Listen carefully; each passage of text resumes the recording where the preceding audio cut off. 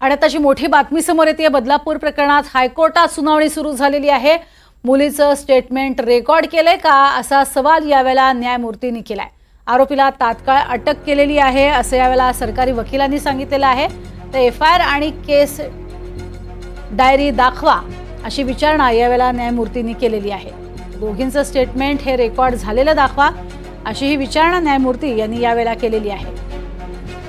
बदलापूर प्रकरणात आता आपण बघतोय सुमोटो दाखल करण्यात आलेली आहे। मुंबई उच्च न्यायालयामध्ये ही सुमोटो दाखल झालेली आहे। स्वतःहून ही दाखल करून घेतलेली आहे कारण घटनाच अतिशय भीषण आणि गंभीर आहे। असे प्रकार पुन्हा कुठल्याही शाळेत घडू नयेत यासाठीची खबरदारी घेतली जाते। मात्र आता या प्रकरणात हायकोर्टात सुनावणीला सुरुवात झालेली आहे आणि मुलींचं स्टेटमेंट रेकॉर्ड केलेलं आहे का हा पहिला सवालच न्यायमूर्तींनी विचारलाय। ते सरकारी वकिलांनी मात्र उत्तर देताना हे उत्तर न देता आरोपीला तात्काळ अटक केली असं उत्तर दिलेलं आहे। एफआयआर आणि केस डायरी दाखवा असं न्यायमूर्तींनी म्हटल्यानंतर दोघींचं स्टेटमेंट रेकॉर्ड केलेली आहेत का हे देखील विचारलेलं आहे। मात्र या मुलींची स्टेटमेंट कदाचित रेकॉर्ड केलेली आहेत की नाही याबद्दलची शाश्वती नसलेली पाहायला मिळते आणि त्यामुळेच आपण बघतोय एकतर शाळेची दिरंगाई आणि दुसरीकडे पोलिसांनी केलेली दिरंगाई आणि त्यामुळेच नागरिकांचा, स्थानिकांचा, पालकांचा, आंदोलकांचा झालेला हा उद्रेक होता आणि या संपूर्ण प्रकरणावरती आता देखरेख ठेवली जाते। पोस्को दाखल केला मग ऍक्शन का घेतली नाही असा सवाल देखील इथे उपस्थित केला जातोय।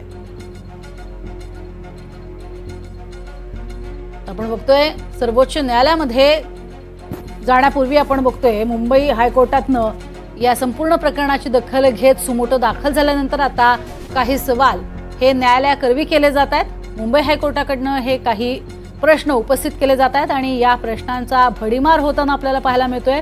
सरकारी वकिलांवरती प्रश्नांचा भडीमार होतोय। पॉक्सो अंतर्गत जर गुन्हा दाखल झालेला आहे तर मग कारवाई त्या स्वरूपात झाली आहे का, शाळेनं ऍक्शन घेतलेली होती का, असे काही सवाल जे आहेत ते उपस्थित केले जात आहेत। आताची महत्त्वाची आपण बातमी बघतोय।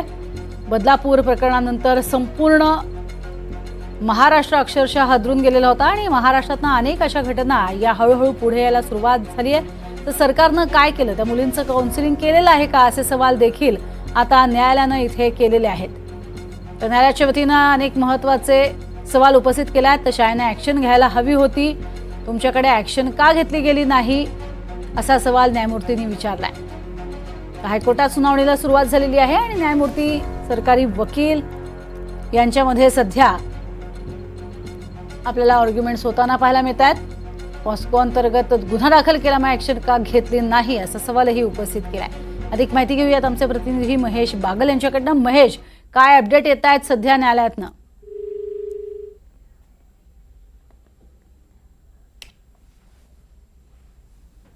आपण बघतोय कशा पद्धतीनं सध्या न्यायालयामध्ये या संपूर्ण प्रकरणावरती सुमोटो नोटीस बजावल्यानंतर सवाल उपस्थित केले जात आहेत। न्यायालयाच्या वतीनं काही प्रश्न उपस्थित केले जात आहेत आणि त्याला सरकारी वकील उत्तरं देत आहेत। मुलींचं काउन्सिलिंग करण्यात आलेलं होतं का, पॉस्को अंतर्गत गुन्हा दाखल केलाय मग ऍक्शन का घेतली नाही असे काही सवाल, तिखट सवाल हे न्यायालयाकरवी केले जात आहेत। अधिक माहिती घेऊयात। महेश बागल आमचे प्रतिनिधी आपल्या सोबत आहेत। महेश, काय घडतंय नेमकं न्यायालयात?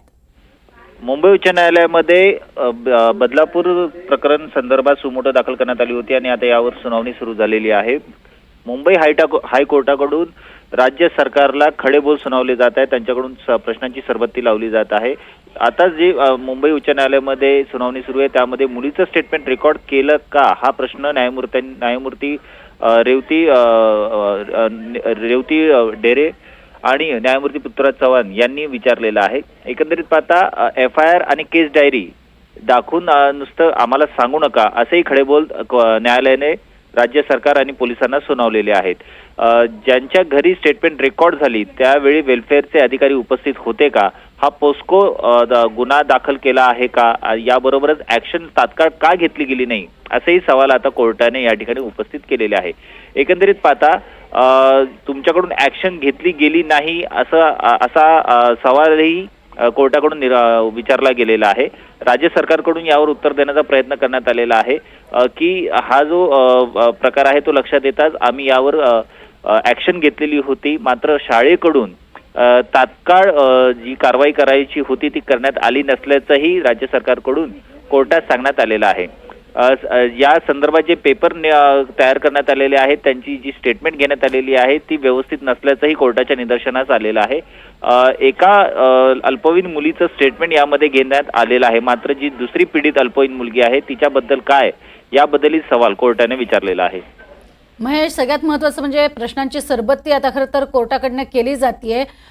या सगळ्या प्रश्नांच्या सरबत्तीमध्ये अनेक महत्त्वाचे मुद्दे अधोरेखित केले जात आहेत, ज्याच्यामध्ये खडेबोलच सुनावले जात आहेत न्यायालयाकरवी पोलिसांना, पोलीस प्रशासनाला आणि शाळा प्रशासनाला, असं म्हणता येईल.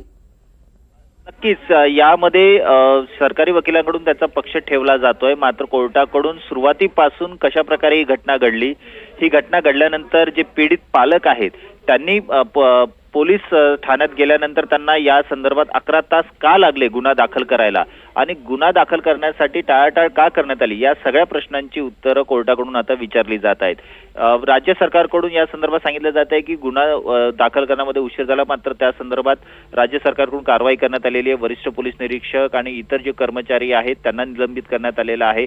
शाळेकडूनही दाखला देण्यात जातोय की या संदर्भात आम्ही चौकशी केली आणि त्यानंतर आम्ही या प्रकरणी काही जणांना निलंबित केलेलं आहे, मुख्याध्यापिकांना हटवलेलं आहे, शिक्षकांना निलंबित केलेलं आहे आणि जो नॉन टीचिंग स्टाफ आहे त्यामधल्याही काही जणांना निलंबित करण्यात आल्याचं शाळेकडून सांगण्यात आलेलं आहे. मात्र या सगळ्या उत्तरांवर मुंबई उच्च न्यायालय हे समाधानी नसल्याचं सध्या दिसून येत आहे. एकंदरीत पाहता सुनावणी आता पुढे चाललेली आहे आणि कशा प्रकारे पुढच्या घडामोडी घडतात हेच पाहण्यासारखं असणार आहे. नक्कीच. धन्यवाद महेश या संपूर्ण सविस्तर माहितीसाठी.